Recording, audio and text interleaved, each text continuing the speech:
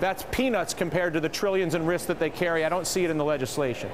Well, the answer to your question is there's not enough in the legislation. What the legislation does is simply not enough.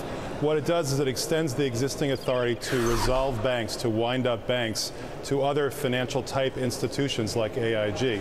And the reason why they claimed there was a need for a bailout in the first place is because they claimed that the Bank Resolution Authority did not extend to insurance companies like AIG.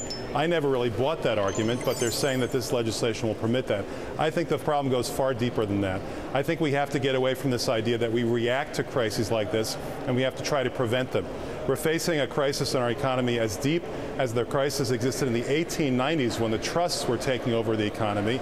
And to respond to that, we passed the Sherman Antitrust Act and said there couldn't be a trust. I think we need to do exactly the same thing in this circumstance. Too big to fail means too big to exist. We have to systematically dismantle the institutions that cause a systemic risk to the economy, and that for sure the Senate bill does not do. Which brings me back, Representative Miller, to my confusion.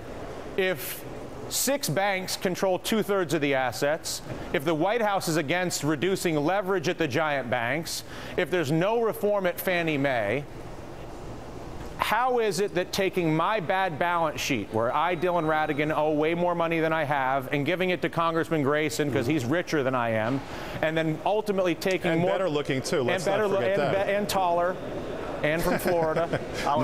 many differences, definitely taller. If you were to go down a plan of what I call balance sheet contamination, where you go from little guy to the next guy to the next guy and absorb them with your resolution authority, how is infinite balance sheet contamination that ends at the Federal Reserve and with the U.S. dollar the appropriate solution to contaminated balance sheets? When you have a contaminated balance sheet, don't you actually have to decontaminate it by either assigning the forbearance or canceling the debt and restructuring the business, not further contaminating other balance sheets upstream, as this legislation suggests we do, ending with the Federal Reserve and the U.S. currency? Look, I introduced the House version of the Kaufman-Brown bill that would have limited the size of the banks and required that the big 6 banks be broken up. Alan Grayson is one of the co-sponsors. I wish the Senate had passed that. I wish that was in the final bill. The bill does include, though, I'm still trying to figure out what's in the Senate bill. I know what was in the House bill. And I've been very critical of the House treatment of derivatives. I've been critical on your show and said it was the weakest part of the bill. But at the very least, it does require margin.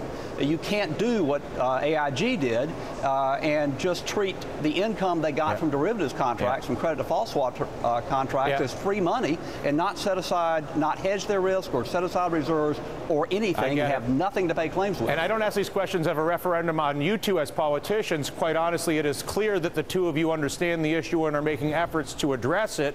But I do ask you, as observers of the political process and participants who are not getting what you want, why it is you're not getting it. And Congressman Grayson, my last question to you, why is it that a bill that clearly does not address too big to fail, that clearly does not address derivatives, that clearly does not address leverage, that clearly does not address Fannie and Freddie, that clearly does not address anything like the balance sheet contamination, is being so wholeheartedly endorsed by the Democratic President of the United States?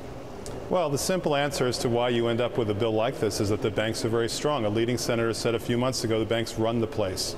That may be a slight exaggeration, but he's the one who said it.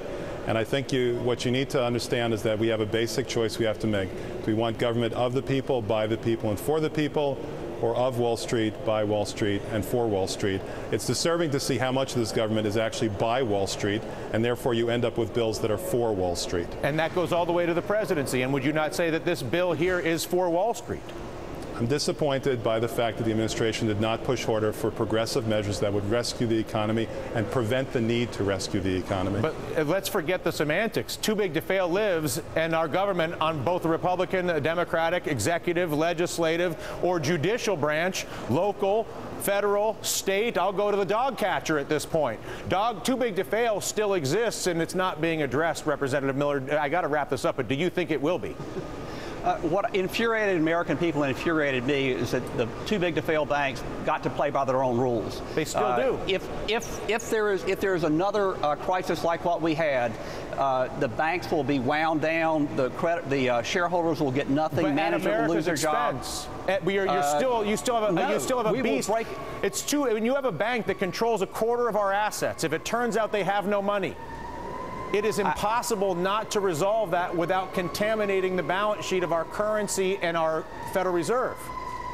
You know, I could point out a lot of other provisions in there, like the living will provision, but at the bottom, you are not going to have the banks playing by different rules and getting bailed out and having their jobs and their investment protected when every other business in America, the management would lose their jobs and the shareholders would lose everything. Yeah. The same thing is going to happen to them that happens to mid-sized businesses. Yeah, that's not what's implied in the credit markets. The credit markets price lending to the big banks at a lower price than any other business in America because they have the implicit guarantee of the government. You know, the rating back. Agencies. Okay. We'll come back for it. The three of us could go all night talking about this and how tall Grayson is. Nice to talk to you guys. Coming up in today's Town Square, more dirty dealings from the oil industry and award-winning filmmakers squaring off against that industry. We know what's going on in the Gulf, what's going on with oil. We'll be right back.